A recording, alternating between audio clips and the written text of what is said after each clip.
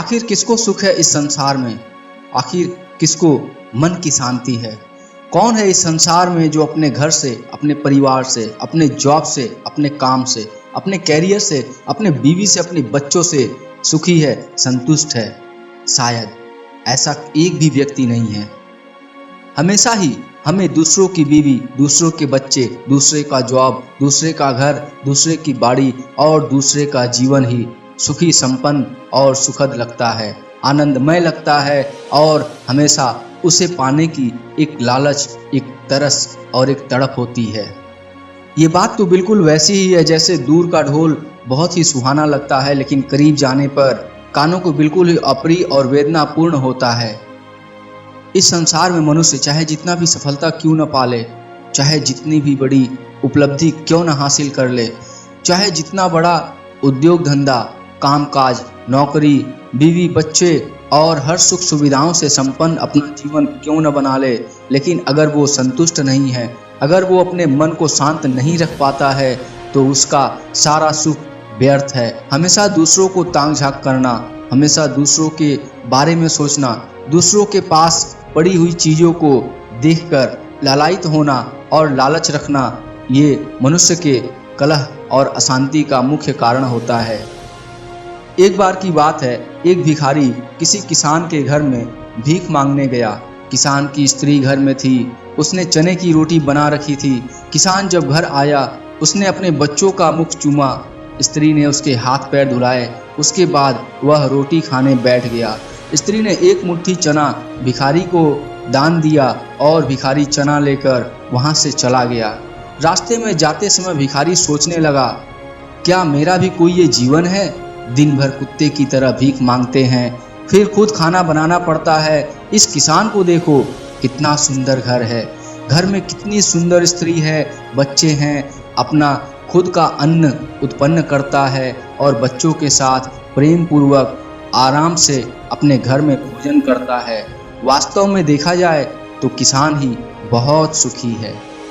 लेकिन इधर वह किसान रोटी खाते खाते अपनी स्त्री से कहता है, नीला, बैल बहुत बूढ़े हो गए हैं, अब वह किसी तरह से काम नहीं करते हैं। यदि कहीं से कुछ रुपयों का इंतजाम हो जाता तो इस साल का काम चल जाता। साधु राम महाजन के पास जाऊंगा, वह ब्याज पर रुपए देगा। और भोजन करके वह साधु राम महाजन के पास जाता है। बहुत देर चिरौरी और विनती करने के बाद 100 रुपया सूद पर किसान महाजन से उधार ले लेता है। एक लोहे की तिजोरी से साधु राम महाजन ने एक थैली निकाली और गिनकर किसान को 100 रुपए दे दिए। रुपए लेकर किसान अपने घर को चला। वह रास्ते में सोचने लगा, हम भी कोई आदमी है क्या? घर में 5 रुपए भी नगद नहीं है। कितनी चिरौरी और विनती करने के बाद उस महाजन ने 100 रुपए दिए। साधु कितना धनी है वो महाजन, वो सेठ कितना अमीर है, सैकड़ों रुपए उसके तिजोरी में पड़े हुए हैं। वास्तव में तो सुखी वही साधु राम महाजन ही है। साधु राम छोटी सी दुकान करता था, वह एक बड़ी दुकान से कपड़े ले आता था और उसे बेचा करता था। दूसरे दिन साधु राम कपड़े लेने के लिए अपने महाजन के पास गया, सेठ पृथ्वीचंद की दुकान पर कपड़ा लेने के लिए। वह वहां बैठा ही था कि इतने ही देर में कई तार आए। कोई बम्बे से आया तो कोई कलकत्ते से। किसी में लिखा था 5 लाख का मुनाफा हुआ तो किसी में लिखा था 1 लाख का। साधु महाजन यह सब देखता रहा और एक टक देखते ही रह गया। कपड़ा लेकर वह वहां से अपने महाजन के पास से लौट आया। रास्ते में साधु राम सोचने लगा, मेरा भी कोई जीवन है क्या? ये 2 कौड़ी का मेरा जीवन कैसा है?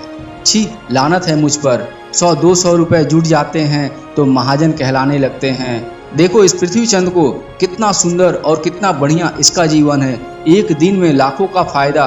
वास्तव में सुखी तो यह पृथ्वीचंद ही है। उधर पृथ्वीचंद बैठा बैठा सोच रहा था कि इतने में ही तार आया कि 5 लाख का उसका घाटा हो गया।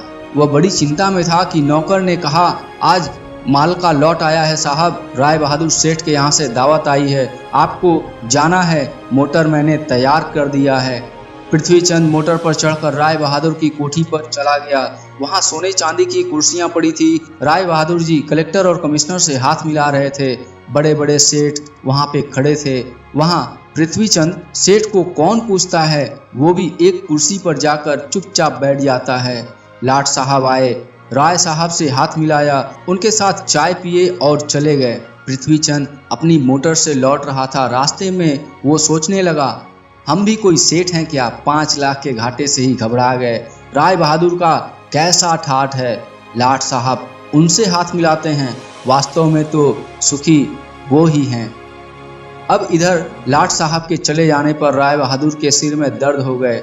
बड़े बड़े डॉक्टर आए, एक कमरे में वो पड़े थे। कई तार घाटे के साथ आए थे, उनकी भी चिंता थी, कारोबार की भी बात याद आ गई।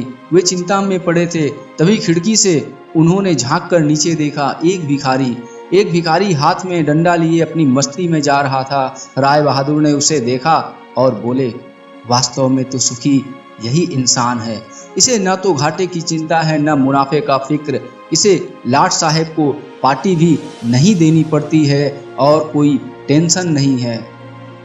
कोई तन से दुखी है तो कोई मन से दुखी है, कोई धन के बिना उदास है तो कोई थोड़े से धन में भी बहुत सुखी है। बस अपने मन की संतुष्टि का सारा खेल है।